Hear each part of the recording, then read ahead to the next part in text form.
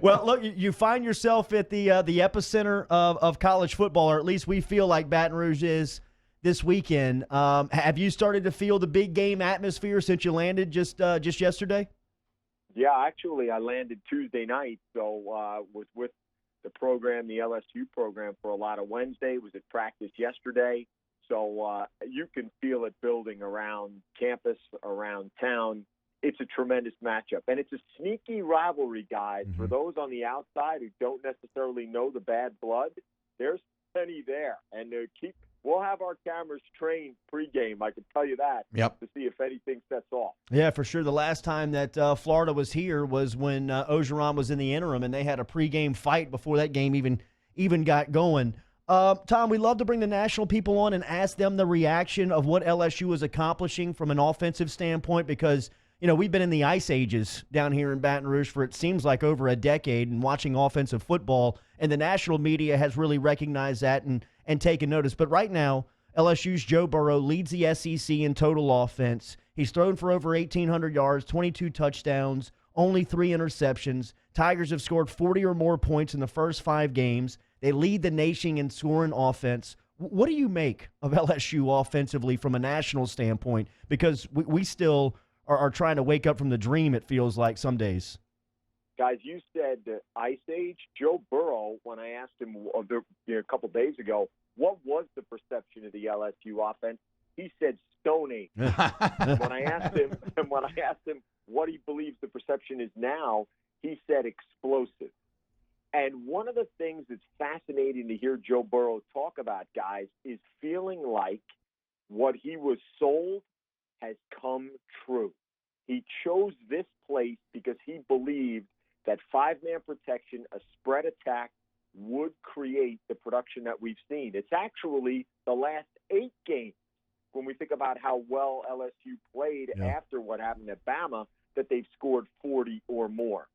I mean, when you're 54 points a game, I asked the receiving corps, I asked Burrow, I asked Coach O, if I had said to you a year ago that you were going to average 54-plus a game this season, what would you have said? And to a man, they all said, well, I think we would have said you're crazy. But it's actually turned out to be true. Burrow in the offseason, Tom, was telling people who would listen that he expects this offense to be explosive and score 50, 60 points a game. And people were like rolling their eyes like, you're crazy, man. Right. You had a chance to sit down with Burrow. What do you make of LSU signal caller? I mean, he's terrific. If you spend some time with him, first of all, there's the toughness that he flashes on the field, the fact that his teammates absolutely love him. I spent some time talking to his dad, Jimmy, who was at practice yesterday as well, who had said, hey, Joe, we've already established you're tough. You've already established the tone. How about getting out of bounds every once in a while? How about a slide just to mix it up? What do you think? It's no longer about toughness. It's about value to team. He's also a fascinating guy with divergent interests off the field as well. Loves science, plays a little guitar, told the story that I'm sure most of your listeners know about sort of the athletic pedigree of the family. His grandmother, Dot, who went for 82 as a high school player. Wow. Back in Mississippi when it was half-court basketball only. So on game day tomorrow, we have a conversation which is pretty wide-ranging. And Joe talks a lot about ball, but about other things too, including sort of the family's hard feelings where everybody had gone to Nebraska, dad, uncle, 2 brothers, and he never got a sniff there. Still stings him. Talking to Tom Rinaldi, the legend here, 3-time Emmy-winner. I know that everybody's very excited to see that bit tomorrow, and I know that everybody's very excited for this game tomorrow night, Tom. And one of the stars of tomorrow night is going to be Tiger Stadium. It's going to be the atmosphere, and I want your perspective on this because you've been all over the world. You've covered all different kinds of sports. What does a major college game like this in Tiger, like where does this kind of stack up among the experiences you've had? Maybe the best way to answer that, guys, is to say this. I cover some other sports as well. I cover golf. I cover tennis. And years ago, I was having a conversation with Rory McIlroy. And I was telling him about some of the other sports that I cover and that I cover college football. And he said, we really don't have anything like that in Europe. Well, if I were to go to a college football game, what would you suggest? And my answer was instantaneous. I said, Death Valley at night. Let's go. And he looked, love you, Tom. And he looked at me like, what is that? Death Valley at night. And I explained Baton Rouge, Louisiana State at night. We have a couple little essays in store on game day as well. It is unique. It's electrifying. Talking to the players who've experienced it over and over, I mean this.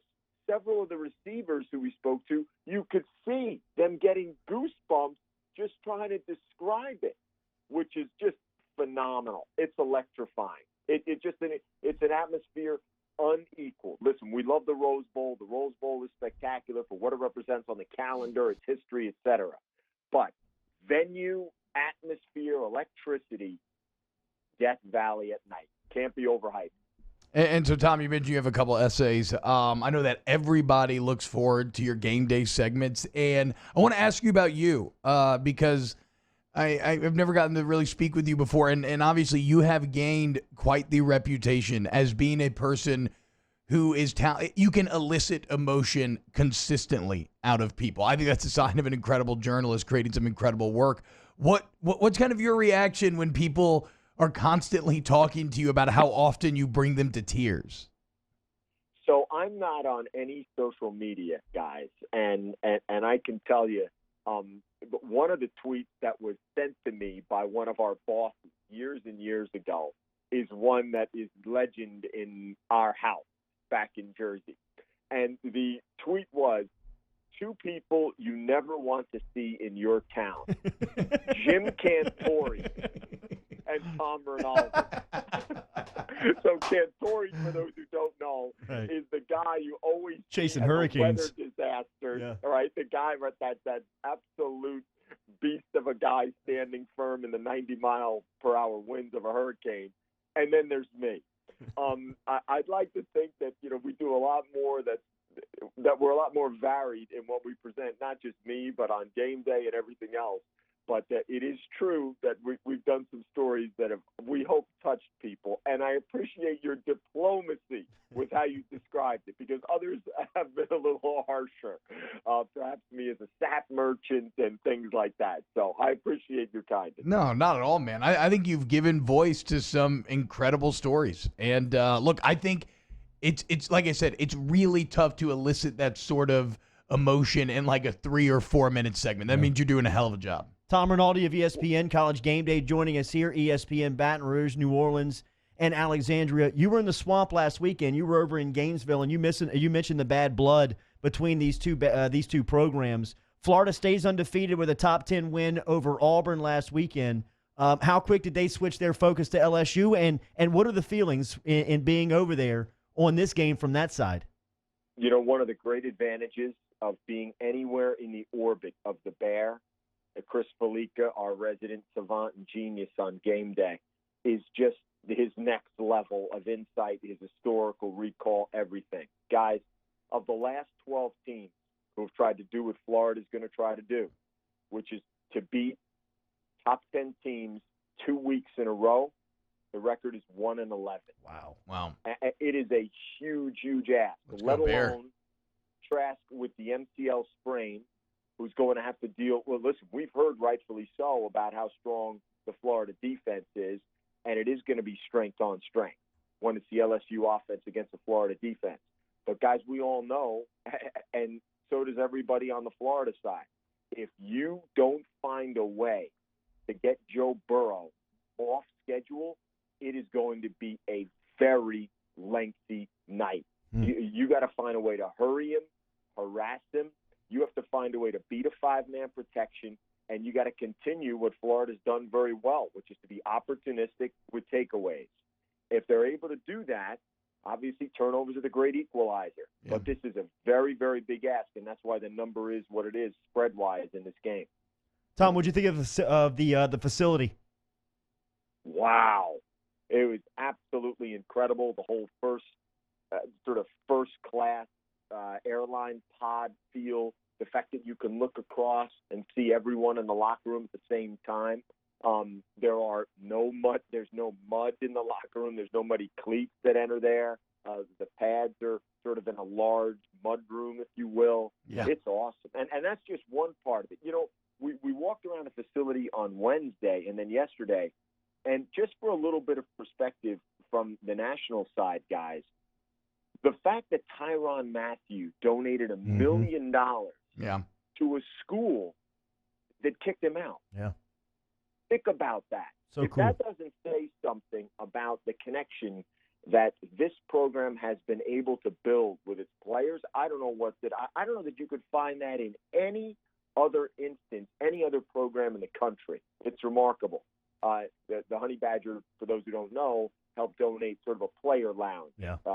But there's other things in there that are incredible. There's a meeting room where you can then step forward and see in a space where you can pantomime and choreograph what you just studied.